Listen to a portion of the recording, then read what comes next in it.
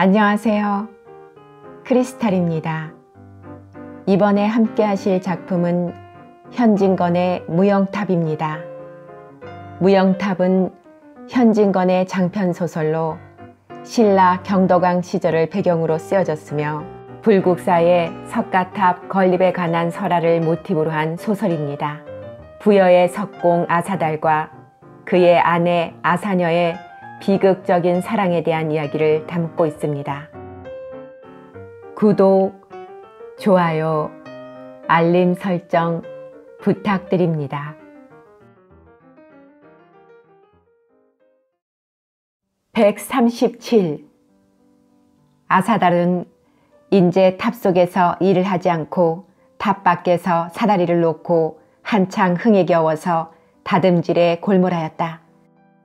번개같이 번드치는 그의 소나기에는 가느다란 가슴정이 신이 나서 넘노는데 그 엷고 납작한 입뿌리로 나불나불 돌부리를 씹어내었다. 은물에 적시어 넣은 듯한 돌 몸에서는 반짝반짝 흩어지는 불꽃도 휘었다. 주만과 털이가 사다리 밑까지 돌아왔건만 아사달은 인기척도 못 알아듣는 듯 하였다. 털이가 소리를 치려는 것을 주만은 눈짓으로 말리고 마치 얼빠진 사람 모양으로 어느 때까지 귀와 눈을 아사달의 손끝에 모으고 있었다. 털이는 몸부림이 날 지경이었다. 차돌은 지금 무엇을 하고 있는가? 아사달님 처소 툇마루에 다리를 디룽디룽하며 걸터앉아서 달을 보고 있으리라. 지금 당장이라도 뛰어가서 그 늙은 회나무 그늘에 슬쩍 몸을 숨기고 뒤를 돌아 등 뒤에서 두 손으로 눈을 꼭 감겨주었으면, 그러면 누구야 누구야 하고 고개를 도래도래 흔들었다. 한나절이나 눈 감긴 손을 떼어주지 않으면 약이 올라서 나중에는 볼쪽하고 성을 내렸다. 실컷 애를 먹이다가 나를 몰라? 하고 깔깔대면 저도 돌아다 보고 싱글벙글 두리쳐 안으리라. 그러나 어쩐지 엄숙한 공기에 쌓여 감히 발을 떼어놓지 못하고 주만에 하는 대로 조용히 서 있는 수밖에 없었다. 이윽고 정소리는 뚝 그치었다. 그러자 아사달은 후 하고 긴 한숨을 내쉬었다. 그것은 높고 험한 산에 오르는 이가 아슬아슬한 고비를 다 겪고 마침내 절정에 득달하였을 때 내뿜는 한숨과 같았다. 가슴이 툭 트이는 듯한 시원함과 창자 밑에서 끓어오르는 듯한 기쁨과 지치고 지친 피로가 한꺼번에 뒤섞인 한숨이었다. 정소리는 끊겼지만 제 귀에서 아직도 사라지지 않는 여운을 즐기며 주만은 또 한동안 그린 듯이 서 있었다. 아야야, 아야야! 털이는 온몸이 빚고 있는 듯 인제 더 참을래야 참을 수 없어 필경 이 조용한 공기를 깨치고 말았다. 쇳내는 다리가 저려서 죽겠는뎁시오. 아야야, 아야야. 아사달은 그제야 제 발밑에서 나는 인기척을 들었는지 놀란 듯이 힐끗 내려다보았다. 아, 구슬아기님이 오셨습니까? 아사달이 이때처럼 반겨 부르짖기는 처음이었다. 그리고 주만이가 미처 대답도 하기 전에 우둥우둥 사다리를 내려온다. 털이는 옳다, 인제 되었다는 듯이 그 틈을 타서 종종 걸음을 치며 제 갈대로 가버리었다. 아사달은 사다리를 내려오는 길로 다짜고짜 주만의 손을 덥석 잡았다. 그 손은 부들부들 떨리었다. 그 목소리는 전에 없이 내리 지르는 폭포와 같이 급하였다. 구슬아기님, 기뻐해 주십시오. 인제야 끝이 났습니다. 대공을 이룩한 절대의 감격에 그의 몸과 넋은 소용돌이를 쳤던 것이다. 이 기쁨을 나눌 이를 만난 것이 어떻게 반가운지 몰랐던 것이다. 네, 탑이 완성되었단 말씀이에요. 대공을 마치셨단 말씀이에요. 주만도 제 귀를 의심하는 것처럼 흥분된 말씨로 제쳐 물었다. 그렇습니다. 지금 마지막 손을 떼었습니다. 햇수로 3년, 달수로 30달 만에. 주마는 대번에 목이 꽉 메이는 듯 말도 나오지 않았다. 수위수위 준공은 된다 하였지만 이렇게 속히 끝이 날 줄이야. 그렇게도 지리하고 그렇게도 어렵더니만 마치려 드니 이대도록 빠를 줄이야. 쉬울 줄이야. 더구나 제가 보는 눈앞에서 일손이 떨어질 줄이야. 주만의 긴 속눈썹에는 눈물이 서리빨같이 번쩍였다. 마침내 그는 감격과 정열의 회오리바람에 쌓여 단 한마디 아사달님 부르짖고 제 얼굴을 사랑하는 이의 가슴에 던지며 소리를 내어 울었다. 구슬아기님 고맙습니다. 이렇게 기뻐해 주시니. 하고 아사달도 주먹으로 제 눈물을 씻었다. 만일 이 자리에 스승이 계셨던들 얼마나 기뻐하실까.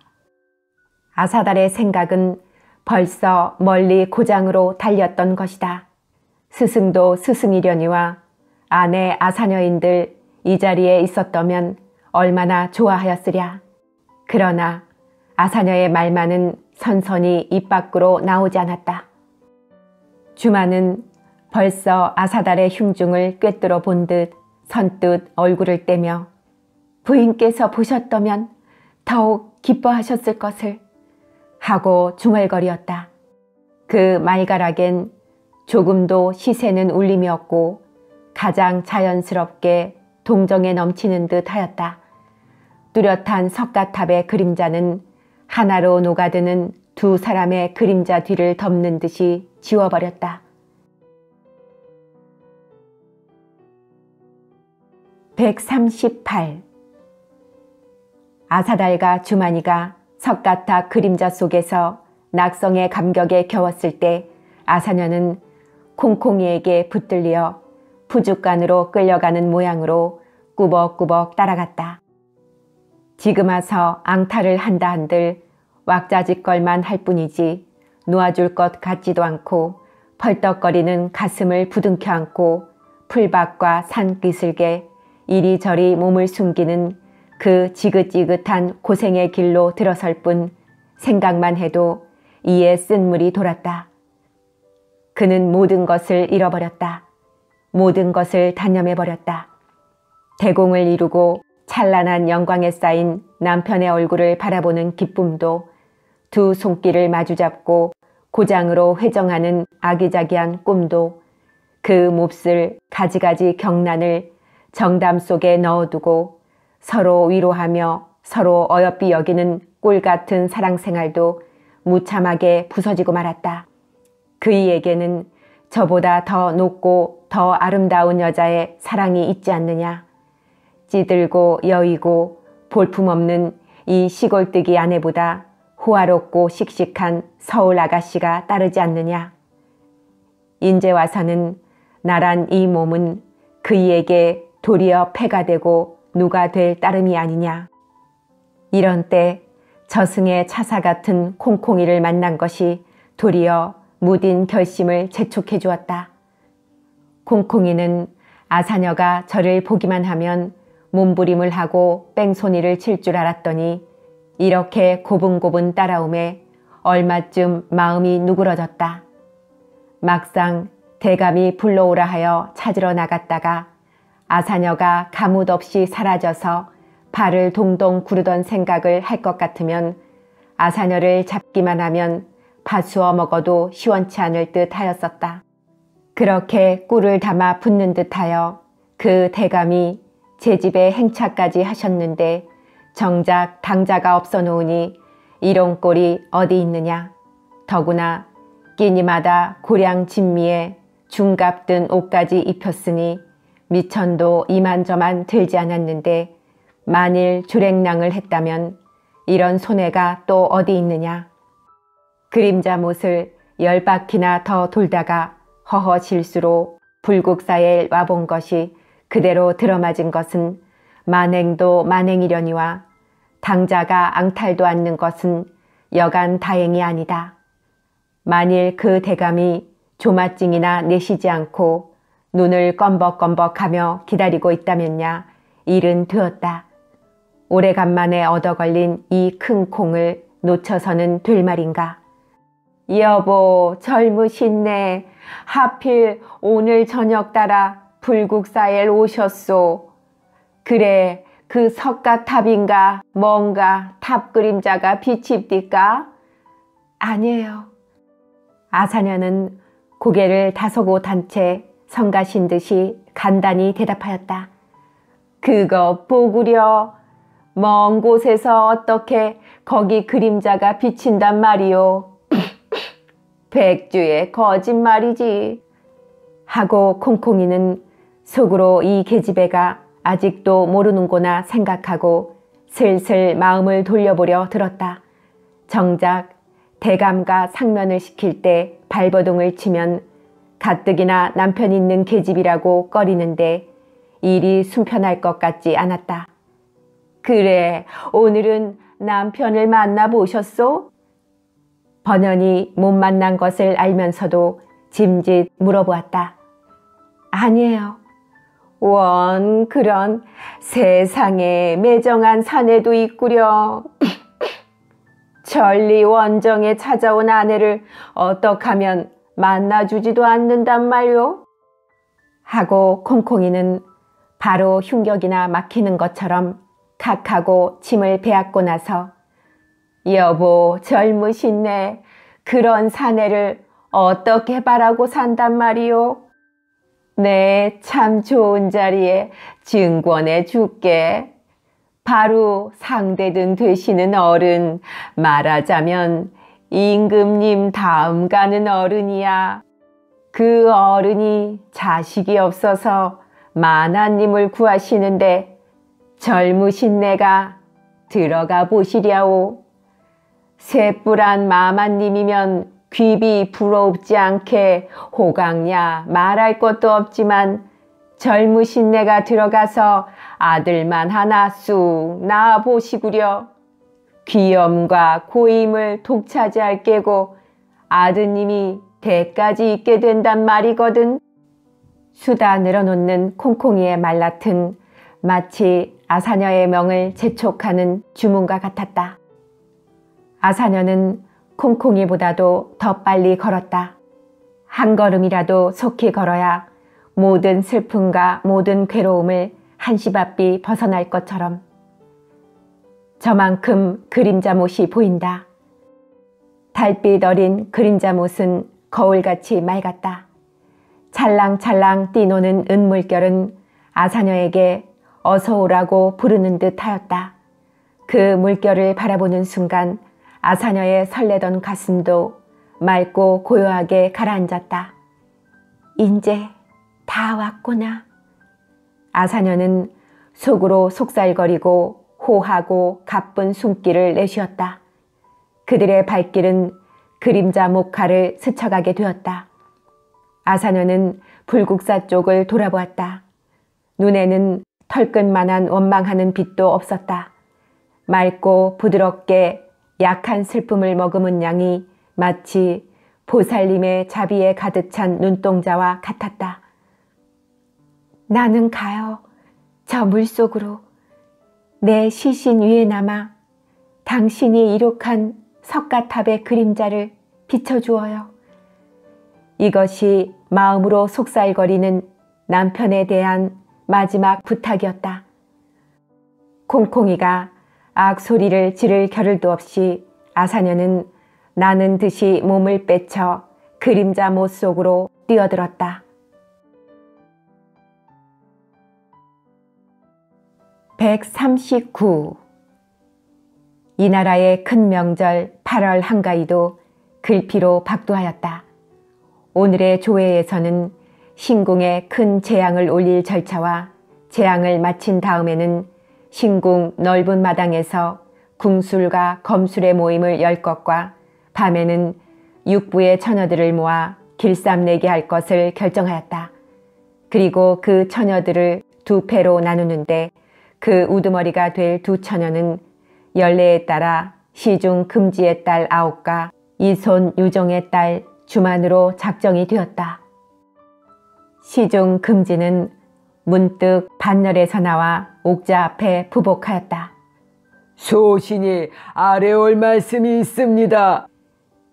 여러 조신들은 내심으로 저 독사 같은 자가 또 무슨 소리를 하려는고 하면서 긴장한 얼굴로 그 깐깐한 목소리에 귀를 기울였다. 궁술과 검술을 권장함은 우리나라에 오래 내려오는 관습이오라. 지금 조련이 폐지하기는 어렵다 하겠사오나 오늘날 같은 태평성대에 살벌의 기운을 일삼는 것은 결코 확일한 일이 아니었고, 개중에는 지체와 재주를 믿사옵고 성군 작대하와 양민을 괴롭게 하오며 심지어 임명을 해야 하는 일도 없지 않다 하온즉 유사의 명하시와 이런 물의 지배를 사실케 하시와 국법을 바루시옵고 상무 지풍을 누르시어 혈기방장한 젊은 무리의 얘기를 꺾으시고 성경 현전에 잠심케 하시와 국가 백년 대계의 귀치를 밝히심이 좋을까 하옵니다. 시중 금지의 말이 채 마치기 전에 이손 유종은 매우 흥분된 걸음걸이로 반열에서 나왔다. 지금 말해온 시중 금지의 말씀은 천만 부당한 줄로 아뢰옵니다. 문무를 병행시킴이 지국의 대경 대법이오늘 이제 시중은 무를 버리고 문만 취하려 하오니 국사를 그르침이 이에 심한 자 없는 줄로 아뢰옵니다. 우리나라가 죄이한 소국으로 사만 통일의 위협을 이루옴은 우로 열성조의 천의와 성덕의 소치이옵고 아래로는 우리나라 고유의 국선도가 사기를 진작한 까닭인 줄로 아옵니다. 대개 무는 국민의 원기이오라. 원기를 꺾어버리고 흥하는 나라가 어찌 있사오리까. 고금 흥망의 자치를 살펴보면 문약에 흐르고 망하지 않은 자 없사오니 태평성대라 하여 문만 숭상하옴은 멀지 않은 장래에 큰 화를 빚어내 올 줄 아옵니다. 지에서 난을 잊지 않고 난에서 지를 잊지 않사와야 나라를 태산반석의 튼튼한 자리에 올려놓는 소인인 줄로 아뢰옵니다. 개중에 불량배가 있사오면 저절로 국법이 있사오니 그런 무리로 말미암아 상무지풍을 누른다는 것은 본말을 전도하와 성명을 가리움인가 하옵니다. 유종의 우렁찬 목소리는 쩌렁쩌렁 정각을 흔드는 듯 하였다. 그리고 그 은사실 같은 긴 수염이 매우 붕괴한 듯이 푸르르 떨리는 것 같았다. 금지는 매우 못마땅한 듯이 칵 한 번 기침을 하고 나서 목소리를 가다듬어 이손 유정은 소신의 아뢰온 본뜻을 잘 모르는 듯 하옵니다. 소신도 결코 무를 아주 버리고 문만 취하자는 것이 아니옵니다. 문무병행이야 삼척동자라도 다 아는 것이온즉 하필 이손의 말을 기다릴 것도 없는 줄 아뢰옵니다. 이손은 문약이 나라를 그르친다 하오나 한 문제가 문으로 백성을 피폐케 하였사오며 수양제가 문으로 나라를 잃었사오리까. 성세의 자치가 소소히 역사에 남았거늘 이런 사실에는 일부러 눈을 감아버리려는 이손의 뜻이 어디 있는 줄 소신은 아지 못하겠사옵니다. 궁술 검술의 모임을 연다 하셔도 될 수 있는 대로 그 규모를 줄이시고 등용의 길을 좁히심이 지당하온 줄로 아뢰옵니다. 하고 금지는 제 옆에 나란히 부복한 유종을 곁눈으로 흘겨보았다. 늙으신 왕은 성가신 듯이 고개만 좌우로 흔드시고 아무런 처분이 없으셨다. 만득하신 왕자께서 워낙 나약하시어 척가을 바람이 불자 또 감기에 걸리어 몸져 누운 것을 생각하시고 어서 조회가 끝나서 들어가 보시고 싶으셨다. 금지는 더 한층 목소리를 가다듬어 그는 그러하옵거니와 또 한마디 아뢰올 말씀이 있습니다. 이것도 상무지풍에서 오는 배단인 줄 아옵거니와 근래 남녀의 관계가 어려워진다는 것은 참으로 통탄하올 일로 아뢰옵니다. 남녀는 국민의 기초이오라. 한번 그 관계가 어지러우면 곧 골품이 불순해지는 것이온즉 어찌 작은 일이라 하오리까. 7세에 남녀 부동석이라는 뚜렷한 성운이 있사옵거늘 심규의 처녀가 예사로 외간 남자를 대하옵고 상민 천한의 자녀야 거론할 것이 못되옵지만 한나라의 사표가 되올 집안의 딸이 제 지체도 돌아보지 않사옵고 하향 전환을 따른다는 회개한 소문이 한간에 파다하온즉 이런 궤변이 어디 있사오리까. 금지가 채 말을 마치기 전에 왕은 듣기 싫으시다는 듯이 파조에 버리시고 내전으로 듭시었다. 140. 파조에 나오면서 여러 조간들은 힐끗힐끗 금지의 기색을 살피었다. 약삭 빠르고 슬기롭기 늙은 여우와 같은 그도 오늘따라 왜 그런 주책 없는 말씀을 아뢰어 필경 왕의 미타하심까지 입었을까? 행세하는 집딸로 하양 천안을 따른다는 것은 무슨 던정맞은 수작일까? 대관절 누구의 딸이 그런 짓을 저질렀던가? 딸 없는 이는 번쩍이는 호기심을 걷잡지 못하였고 딸 있는 이는 혹시 내 딸이 하고 송구스러운 생각을 일으키고 집에 돌아가면 제 딸을 단단히 잡들이를 하리라고 벼르는 사람까지 있었다. 금지는 여럿의 시선을 느꼈던지 그 노릇캥캥한 얼굴을 더욱 찡그려 붙이고 그 톡 붉어진 눈을 해번뜩 아래로 깔며 일부러 아칠랑 느리게 걸어나왔다. 국문을 다 나와서 수레에 오르려다 말고 역시 수레에 오르려는 유정의 곁으로 왔다.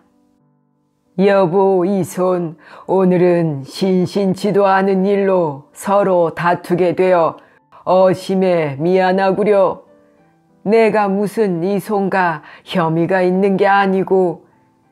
저는 푸노라고 하는 말인지 모르지만은 실뚝실뚝 떠는 그 입술은 감추지를 못하였다. 금시중 그게 무슨 말씀이오. 우리가 국사를 가지고 서로 다툰 것이지 사사겸이야 왜 있겠단 말이오. 공과 사를 구별 못한다면 신자된 도리에 어그러질 거다니오. 유종은 독사나 옆에 온 듯 지겨운 듯이 한 걸음 물러서며 아까 머리끝까지 치받쳤던 분노가 아직도 가라앉지 않은 양 그 법눈썹이 거슬러 일어섰다.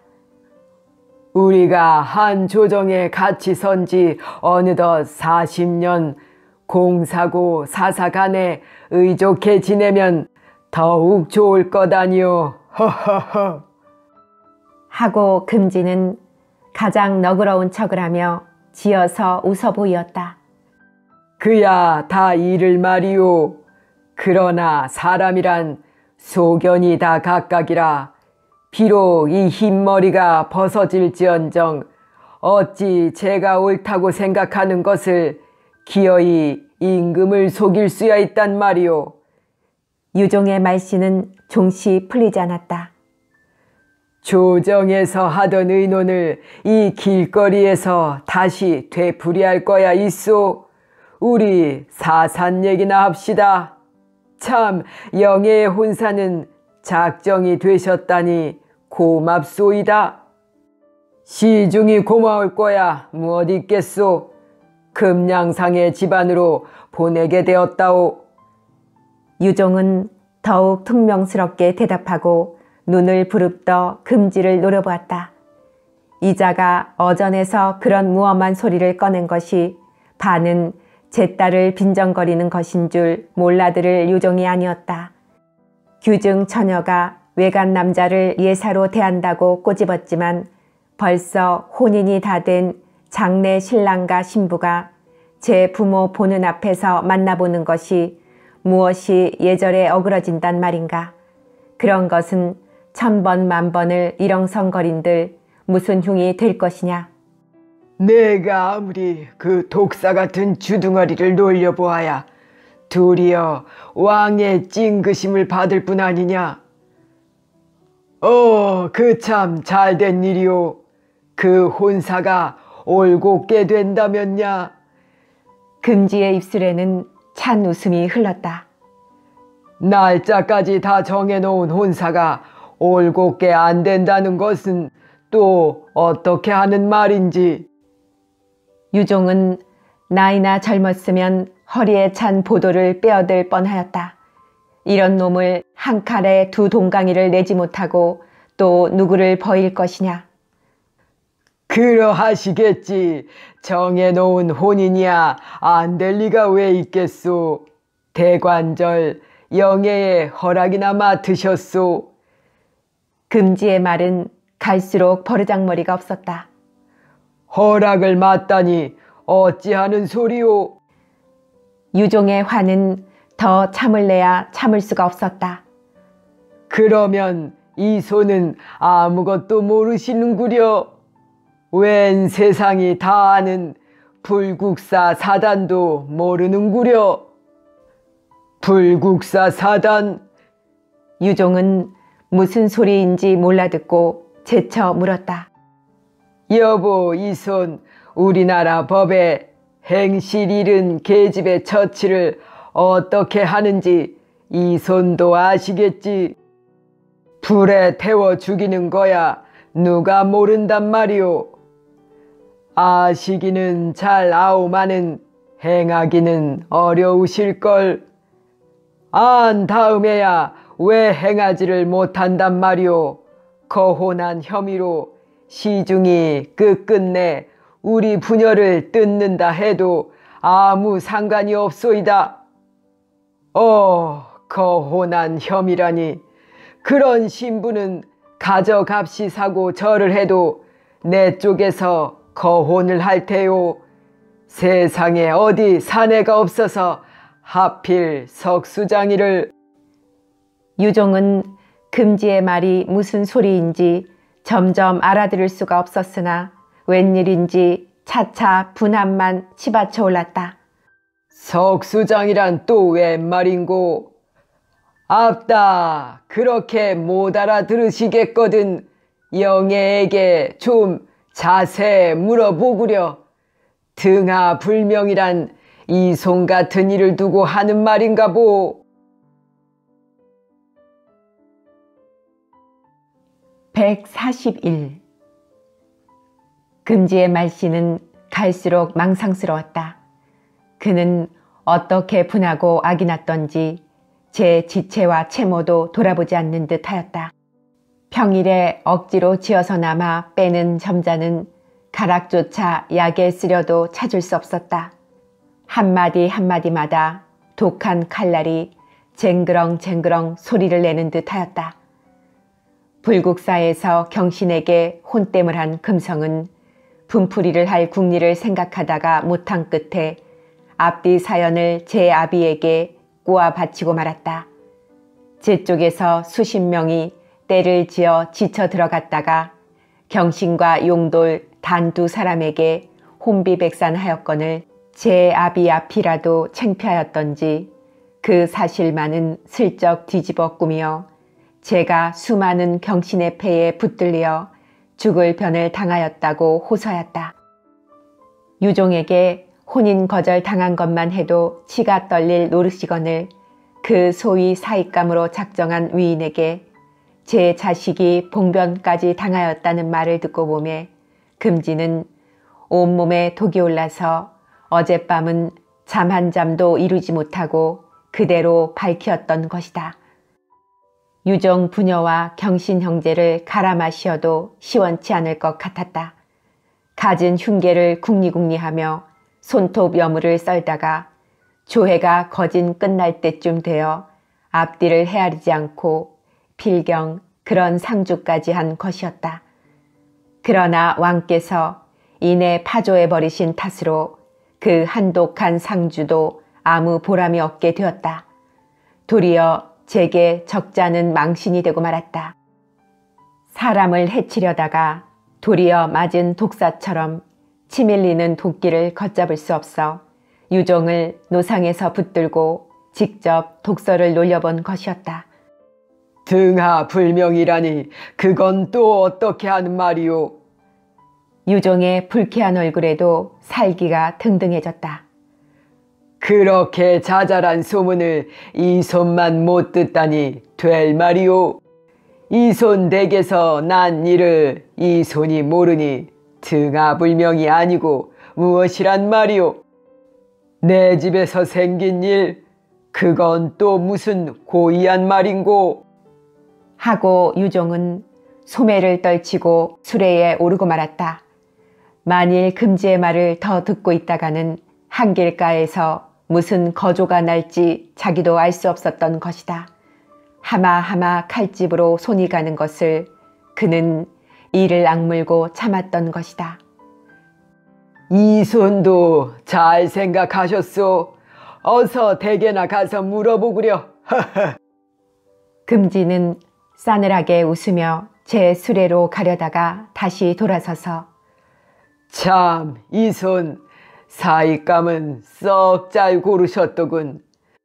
무례배들과 몰려다니며 아닌 밤중에 문문한 절간이나 엄습해서 도식이나 하고 제 장내 계집의 서방을 알뜰살뜰히 두둔을 하니 원 세상에 흙이 없는 놈. 금지의 꼴 같지 않은 큰 웃음소리가 마치 독 묻은 화살촉과 같이 유종의 귀에 와서 들어박혔다. 수레에 오른 뒤에도 유종의 몸은 부들부들 떨렸다. 금지에 대한 미운 생각으로 그 늙은 살도 떨리는 것이었다. 될 말인가? 될 말인가? 유종은 혼자 중얼거렸다. 제가 아무리 우리 부녀를 모함하려 한들 터무니도 없는 소리가 성사가 될 까닭이 있느냐. 내 딸과 집안을 빗대놓고 상없는 상주까지 하였지만 아무리 한들 그런 어림없는 수작으로 성명을 가릴 수 있느냐. 우리 집안이 비록 고단하다 한들 인제 경신 형제가 있지 않느냐. 한번 경신을 생각하자 잔뜩 찌푸렸던 유종의 얼굴은 저절로 풀어졌다. 먼 빛으로 보아도 천하 영웅인 줄 알아보았지만은 정작 겪어보니 얼마를 더 씩씩하고 더 의젓하고 인정스러운지 몰랐다. 이렇듯 사내다운 사내를 사위로 맡게 된 것은 천우신조가 아닐 수 없었다. 이런 사위가 있는 다음에야 금지 따위야 10명 100명이 적이 된다 해도 조금도 두려울 것이 없었다. 경신에게 대면 금지의 아들 금성이쯤은 발 아래 꿈지럭거리는 벌레만도 못하였다. 한두 번 상면밖에 시키지 않았지만 저희끼리도 그리 싫지 않은 눈치였다. 주만이 같은 기상에 조금치라도 마음에 못마땅할 것 같으면 그대로 낯빛에 드러낼 것 아니냐. 경신이 떠날 때에도 저희끼리도 인사를 주고받으며 얼마 아닌 그동안이나마 못내 이별을 아끼는 듯도 하였다. 이 혼인이 올곧게 못된다면 동해물이 거꾸로 흐르는 날이리라. 유종은 미쁘고 든든한 생각에 금지의 칼날 같은 빈정거림도 잠깐 잊어버렸다. 그의 눈앞에는 대화와 아금의 화롯에 큰 낭자를 하고 아름다운 신부 모양을 차린 주망과 공작의 꼬리를 꽂고 복도와 관대에 신랑의 위의를 갖춘 경신이 금슬 좋게 나란히 서 있는 모양이 떠나왔다. 142. 유종은 물론 금지의 말을 믿지 않았다. 불국사 사단이니 석수장이니 장내 아내의 서방이니 실행한 처녀는 불에 태워 죽이는 법이니 하는 것이 도무지 알아들을 수 없는 소리요 괴이한 수수께끼 같았으나 그 모질고 독한 말씨가 납덩이처럼 그의 귀 밑바닥에 꺼림직하게 처지었다. 집에 돌아오는 길로 아무튼 주만을 불러 물어는 보려 하였으나 마침 손들도 있고 해서 저녁밥을 먹은 다음에야 안으로 들어왔다. 사초 부인은 남편의 불쾌한 기색을 보고 놀라는 빛으로 신간이 갑자기 틀리셨으니 어디 편치나 느시온지. 아니요, 뭐 불편한 데는 없지만은 좀 상심되는 일이 있어서 그러한가 보오. 무슨 상심되는 일이 있사온지. 유종은 조정에서 일어난 일은 한마디라도 집에 와서 일렁성거리는 성미가 아니었으나 오늘 일은 딸에게 관한 일이라 간단하게 금지에 아랩던 말과 길거리에서 자기를 잡고 이러쿵 저러쿵 변죽을 울리던 이야기를 일러 듣기였다. 망측도 해라. 그게 무슨 얼토당토하는 소리예요. 거혼당한 앙심으로 지어낸 것이겠지만 어쩌면 남의 청금 같은 귀한 딸에게 그런 음해를 뒤집어 씌운단 말씀이에요. 어휴, 분해라. 사초 부인은 대번에 소름이 끼치고 위아랫 이빨이 딱딱 마주치었다. 제가 아무리 악독한 마음을 품고 우리를 해치려 하지만은 내 딸에게 그런 일이 없는 다음에야 무슨 개간이 있겠소마는. 없고 말고 온 세상에 그런 고약한 소리가. 하고 사초 부인은 흉격이 막히는 듯이 말끝을 이루지 못한다. 그래, 마누라도 그럴싸한 소문도 듣지 못했단 말이오. 소문이 무슨 소문입니까? 그런 입길에도 못 올릴 소리를. 불국사 사단이라 하니 불국사에서 무슨 일이 있었던가? 왜 마누라는 아들 발언한다고 이따금 불국사에 가지 않소? 하고 유종은 조롱하는 듯이 자기보다 훨씬 젊은 아내를 바라보았다. 전에는 더러 갔지만은 요새는 그의 혼사 때문에 어디 몸 뺄 틈이나 있어야지요. 그럼 그게 다 무슨 종작 없는 소리일까? 사초 부인은 이윽히 무엇을 생각하는 듯 하다가 참, 얼마 전에 불국사에서 이런 일이 있었대요. 그때 내가 대감께 그런 얘기를 안 했던가? 무슨 일이오? 나는 얘기를 들은 법도 아는데. 다른 게 아니라 왜 불국사에 석가탑을 모시는 석수장이가 있지 않아요? 옳지, 석수장이. 하고 유종은 무엇이 마음에 맞히는 것이 있는 것처럼 무릎을 일으켜 세운다. 참, 대감께서도 보셨겠구먼. 왜 4월 8일 날 불국사 거둥을 하셨을 때 상감께서 불러보시기까지 하셨지. 그래, 그 석수장이가 어떻게 되었단 말이오? 유종의 묻는 말씨는 매우 급하였다.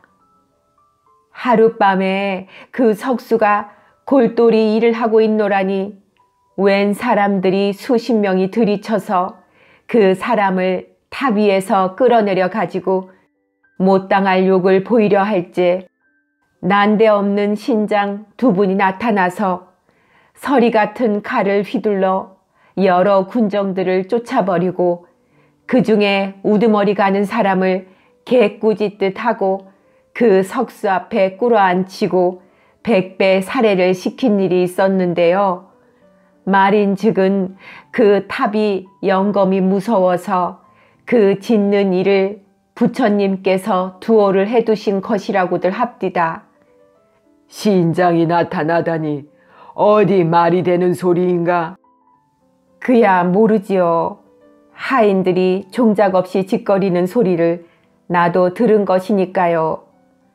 신장이 나타나고 아니 나타난 거야 우리의 알 바가 아니지만 그 불국사 사단이 우리 구스라기에게 무슨 개간이 있단 말인고.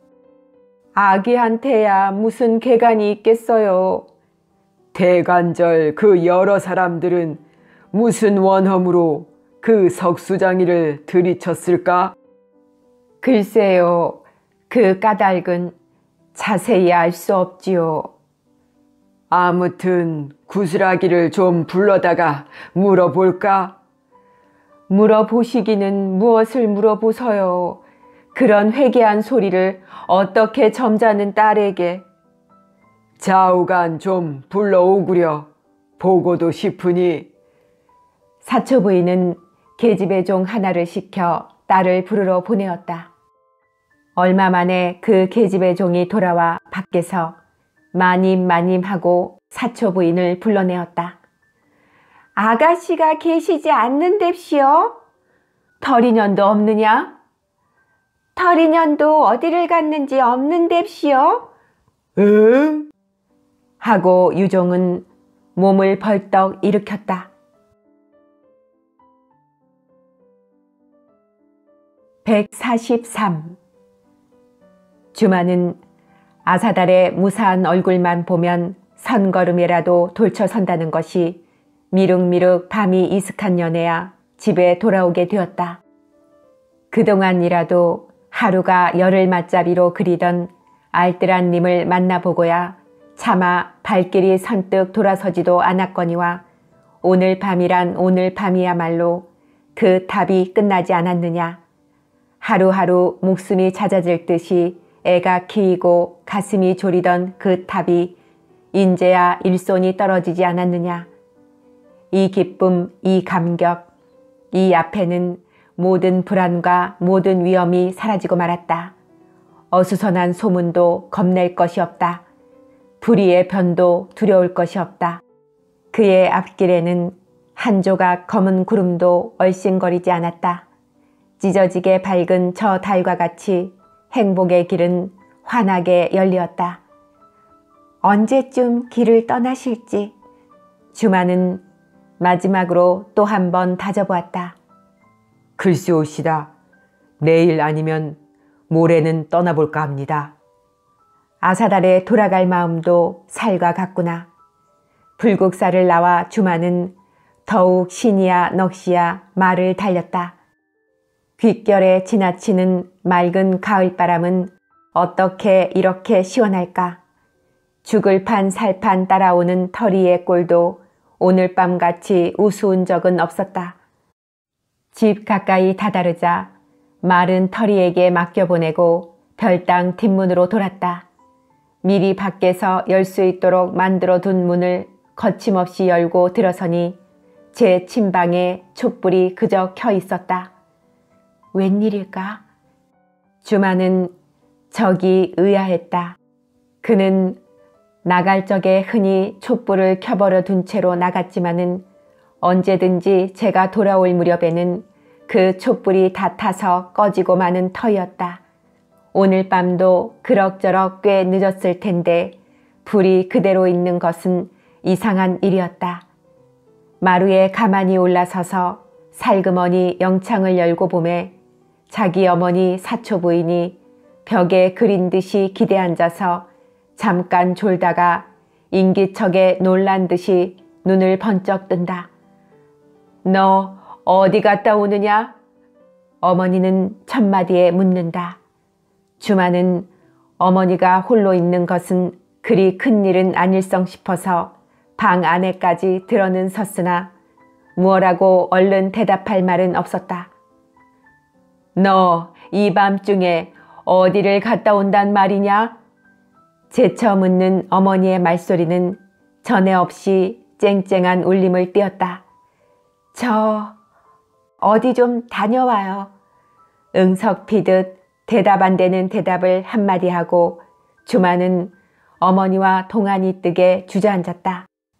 다녀오는 데가 어디란 말이냐? 아버지께서 너를 찾으시다가 역정까지 내셨단다.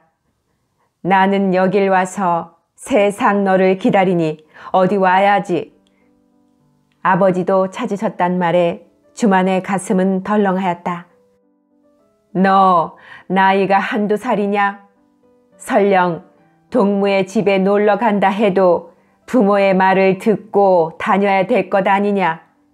다 큰 계집애가 내일 모레로 시집갈 색시애가 밤나들이란 될 뻔이나 한 일이냐? 사초부인의 언성은 점점 높아간다. 주마는 고개를 푹 숙이고 말했다. 바른 대로 살해일 수도 없고 그렇다고 거짓말을 주워댈 수도 없었다. 거짓말을 한다 한들 고지 들을 어머니도 아니었다. 자애는 깊지만 차근차근하고 밝은 어머니였다. 어머니, 잘못했어요. 주마는 어릴 때 말버릇이 그대로 나왔다.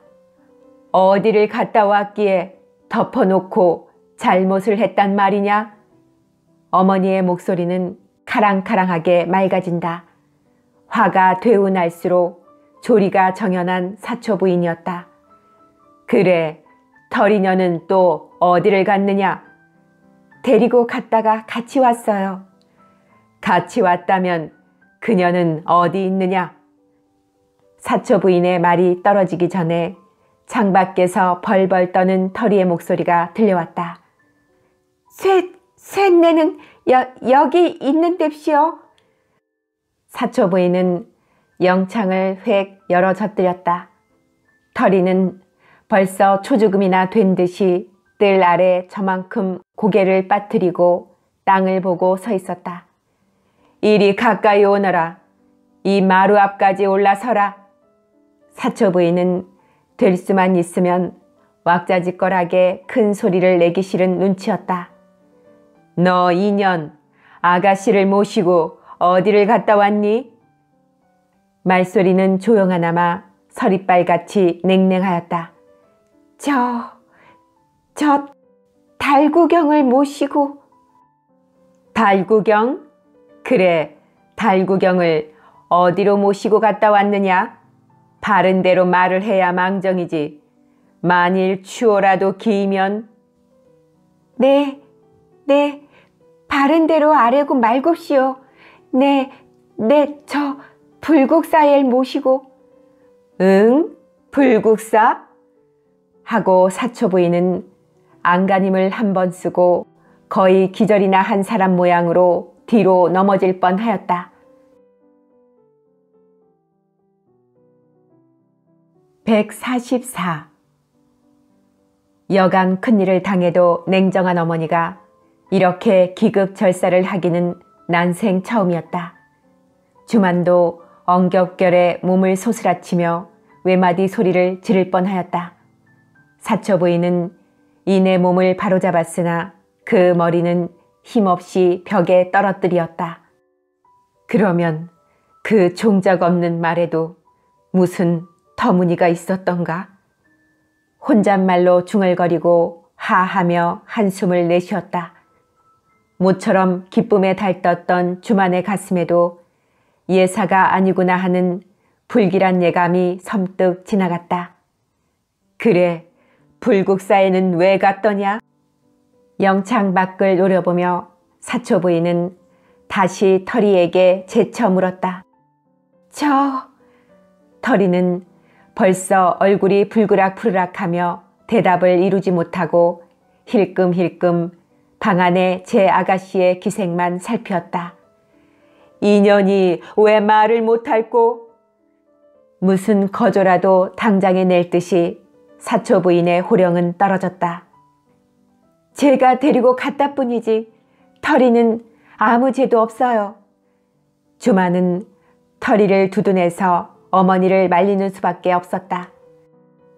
내가 너 같은 년을 사람 년이라고 믿고 아가씨를 모시고 있으라고 했으니 이 년 아가씨를 모시고 갈 때 안 갈 때 이 년 보기 싫다. 썩 물러나라. 이 년 어디 두고 보자. 으름장을 남기고 사초 부인은 열었던 영창을 닫아버렸다. 터리에게도 모녀 단둘이 주고받을 수작을 듣기기 꺼리는 까닭이리라. 그래도 인연이 머뭇머뭇하고 서 있어? 소리를 질러서 터리가 뜰에 내려 발자국 소리가 멀어지기를 기다려 사초 부인은 제 무남 동료의 외동딸에게 눈을 돌리었다. 그 눈길은 뜻밖에도 부드러웠다. 자애와 슬픔에 가득 찬 눈길이었다. 명민한 사초 부인은 딸의 태도와 터리의 말을 들어보아 호투로 단속과 꾸중으로 끝날 일이 아니고 커다란 비극이 자기네를 기다리고 있는 것을 어딘지 느끼었음이리라. 주마는 그 부드러운 눈길이 성난 회초리보다 더 송구스러웠다. 몸둘 곳을 모르고 숙인 고개는 거의 방바닥에 닿게 되었다. 어머니는 아무 말 없이 한동안 주만의 얼굴을 바라보다가 아가, 구슬아가, 불국사에는 왜 갔더냐? 그 자세한 내력을 이 어미에게 알려다오. 그 목소리는 어느 결엔지 눈물에 젖었다. 주만은 가슴이 찌르르해지며 대번에 눈물이 쏟아질 듯 하였다. 차라리 역정이나 내시고 펄펄 뛰기나 하셨더면 이 불효한 딸 자식을 불채찍으로 파수어내기나 하였으면 이런 어머니를 어이 속이랴 기이랴. 그러나 이 말씀을 어떻게 여쭐 것인가. 일점 혈육이 오직 나 하나뿐이거늘 어떻게 어버이를 버리고 멀리 떠나겠다는 말씀을 아뢰일 것인가. 끝끝내 이 어미를 기일 테냐. 주마는 그대로 푹 엎어져서 어린애 모양으로 엉엉 소리를 내어 울었다. 아가, 아가, 답답하구나. 울지만 말고 말을 하려무나. 저는 죽을 죄를 지었습니다. 오늘부터라도 자식으로 아시지 말아 주십시오. 무슨 죄란 말이냐. 말을 해야 알지 않느냐. 어렴풋이 무슨 탈이 난 줄은 짐작이 났으나마 자기의 불길한 짐작이 정작 들어맞고 보니 더욱 흉격이 막혔다. 주마는 마침내 4월 8일 밤에 탑돌기를 하다가 아사다를 만난 데부터 시작하여 자초지종의 일체를 대강 이야기하고 말았다. 사초 부인은 들을수록 철없는 애들의 불놀이에 가슴만 뜨끔뜨끔하였다.